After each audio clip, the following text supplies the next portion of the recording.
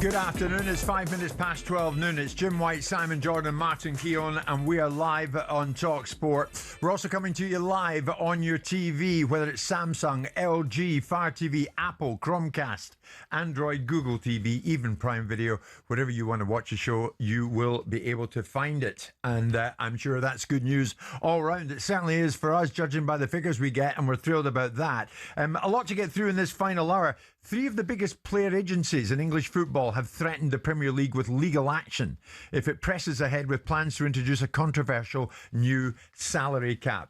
Simon and I discussed this last week. We thought it was on the horizon, and it is. So it could well be a collision course in that area. I'm going to get to that in the final hour today. Stand by for some fireworks on that particular topic and on this one. Because, Martin, your beloved Arsenal, it said, will assess Gabriel after he came off during Brazil's friendly against Senegal with a suspected groin injury. Calafiori also left Italy's squad midway through the international break and is an injury concern ahead of Premier League action resuming this weekend. And, of course, Arsenal had been suffering with an injury overload in their front line with Gyökeres, Havertz, Odegaard, Madueke, Martinelli have all been unavailable. Are you beginning to sweat a bit with the return of domestic football this weekend? Well, it's not perfect. Hoping that Gabriel will be available because obviously the game against Spurs is a huge game where Arsenal will go in as favourites. They won't be frightened of that, Jim. We were talking about, your reaction to Scotland, and you were saying something similar, weren't you, about Scotland, that they should embrace it. But Scotland not quite in the form Arsenal are. Arsenal have been quite magnificent so far this season, so they shouldn't fear anything, Jim. Should embrace that game. But have they got the depth in squad to cope with this? We've been seeing until recently they have. Now this is a test for them. Right, you lot, forget all that scrolling past. You always keep watching my stuff, you watch Simon's stuff, and any other channel, you like all their crap stuff. Stop, subscribe, you know what to do. Stop messing about. I certainly hope they have, because obviously they've got, players have shown and demonstrated this year that whoever's come in to fill in a gap, they've still got that desire, that mentality to go on and try and be champions. So I expect that. But what concerns me this weekend is Spurs' away form, because Spurs at home they're two different entities. At home is like 1 win in 5, and I think they've won 4 out of 5 away from home. So they're pretty damn good away from home. Their manager's very good at slowing things down, quietening the crowd. Just switch it. The keeper just puts his foot on the ball. And I've had a little look this week to see what they do away from home. Do it really well.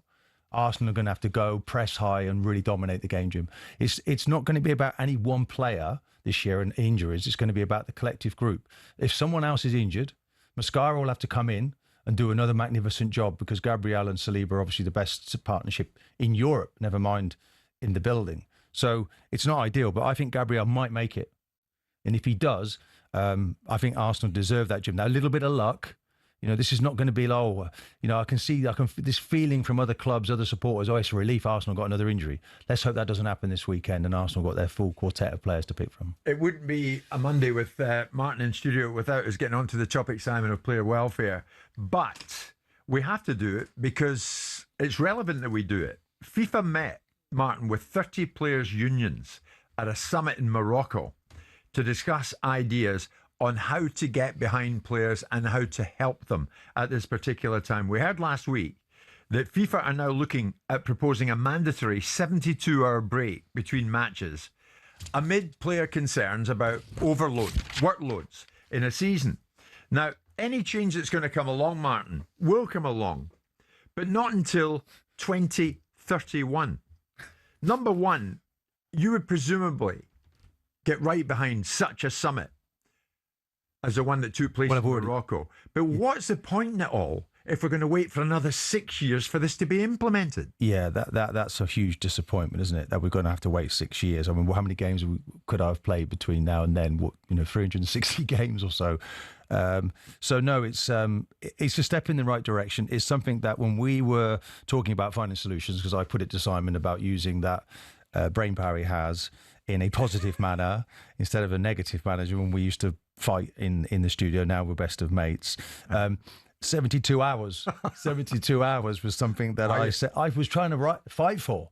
So I am pleased that will come in, but it's too late for a lot of the guys. It's 6 years away. So, I mean, maybe it's the fixture pile-up, it's the looking ahead. But hopefully one day will come in, Jim. Because I want to play in every game. If I'm still playing, I want to play in every game. And 3 days break gives me that opportunity to do so. I mean, it's no surprise, Simon, as to, because of who was at the meeting, they would arrive at a decision like this. FIFA met with 30 players' unions. Yeah. And of course, it's going to be one-way traffic in terms of the opinion that's going to come out of it. Too much of an overload, too much workload, something's got to be done about it. And the players' unions would be singing from the same hymn sheet. It's very interesting. That. I mean, FIFA are not affected by this to some extent, are they? Because it's the domestic fixture list that is the one that's being challenged, and it's the UEFAs and the FAs and the individual leagues that are being challenged by the compliance with the necessity. I've never disagreed with the principle of having your best talent at its very best level by not overplaying it. But as yet, no one's been able to tell me how they're going to do it. It's very easy to say what I want. It's much more difficult to be able to tell you how you're going to do it. Now, I don't know what the detail of this is. I don't know why it takes 6 years to implement something. If you indeed believe it's a good idea for 2031, why is it not a good idea for 2027 or 2026? Exactly. Now, I don't know what happens in that scheduling period as to the reasons why 6 years needs to elapse before you implement it. What it might be just as a cursory nod to the players' union, so they look like they've done something for a change. They've been at a table, told people what they don't like, and managed to get some sort of outcome. And it's been kicked into the long grass, like net zero or electric cars being phased in and out, and all of a sudden that day gets moved back every 5 years when ultimately the industry can't sustain it.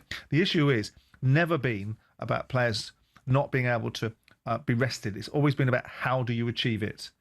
And I've always believed it doesn't require brain power. It requires a tacit acceptance that players can't play in certain games. Players have to be rotated.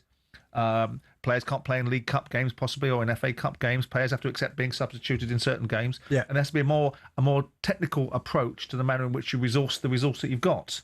And if it is simply that you're going to play these amount of games, and we know that the argument reverberates around finance, whether people like it or not, it should all be on the field, but it isn't, because the finance of football dictates the manner in which the players are rewarded, and the requirement is to be able to keep on generating finance, to be able to keep on meeting the never-ending expectations of players and agents and whoever else around them that are constantly double-dipping into the finances whilst complaining about the ramifications of the amount of games they've got to play. Exactly. I mean, larger squads, Jim, is managing the minutes. Yeah, absolutely. Is all, if we're playing for, and that's player manager here. That's management responsibility. Yeah, I mean, international football, though, you can't determine how many minutes, or can you in a way?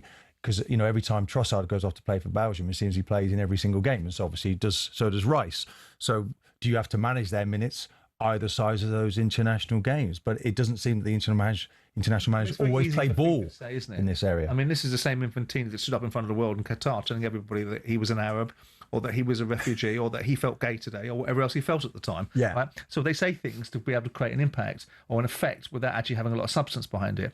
And the interesting thing will be, FIFA are obviously the governing body, but it's the domestic leagues that have got to find the solution. I don't hear the solution. I don't hear it's great. Yes, we accept that players cannot play for more than, have to have 72-hour break. Fantastic. Got it. How do you implement it in the schedule? Because that seems to be light on detail. Do we cut the number of games? Bundesliga, 34 matches a season. Do we cut that? Yeah, I mean, if Arsenal were finishing fourth bottom of the league one season, I'm sure you'd be thrilled to hear that you were one of the teams that's going to drop into the Championship. I mean, there's always been an argument. David Dean wanted to argue. David Dean, the original thought process was to have a lesser league. Yeah. To have a lesser league, and to have less teams in it. That may well be the way it goes. I mean, the bad news for you, Martin, is there doesn't seem to be much urgency about it. No change would come into effect until the new international match calendar set until 2031. So the calendar is in tablets of stone for the next 6 years. Wow. End of. So it's either put up or shut up. That's the alternative. Yeah, but they're making headway. Broadcast deals. It must be attached to broadcast deal plannings. I can't think of any other reason why this would take. I mean, you've got a World Cup in there in 26. You've got a World Cup in there in 2030. Yeah. Right. You've got a European Championships in there in 28. More than half a decade before this will change. Yeah, I mean, look, I fight for the current day player because I want them to have a realistic fixture list that they can take part in every game. I hear lots of former players talking about we only had 13 players in our squad and we played every game. The demands on the players now are much greater, Jim, I'm afraid. But it's a much quicker game. But people are listening to you, Martin. I mean, Arsenal and Palace's Carabao Cup quarter-final tie moved a week later than the rest of the draw to December the 23rd. That's the Premier League's now listening, isn't it? In a bid to avoid Palace having to play 3 matches in 6 6 days. Yeah, and that's the Premier League. That's the domestic side Simon's talking about. The Premier League has to shift and adjust. And it's the same for Europe. Suddenly we'll see teams, PSG get to the final of the Champions League or semi-final. Suddenly they haven't got a league game. But it still leaves. That doesn't happen for the Premier League Still teams. leaves Palace playing a European Conference game. And 48 hours. That's right. So December the 18th. Because there's no perfect circle. They've got games. No one would have bankrolled, or suggested not bankrolled, banked on Crystal Palace being in the European Conference or Europa League last year. So it wouldn't have been part of the thinking. They're now achieving a cup competition. They're achieving in Europe. They're achieving in domestic fixtures. And unfortunately, it creates a fixture congestion. And whilst the leagues can move something around, something has to give. You can't have all this broadcaster money coming in and then say, actually, you can't have these games, because the broadcasters won't stand for it. You're right, Simon. 2 games. I think they play on the 18th and the 20th. So Palace, I'm afraid you'll just need to get on with it. We'll get on with it. Just gone 12:15 this Monday lunch, and we're live in talkSPORT with Selco. Where the treat goes.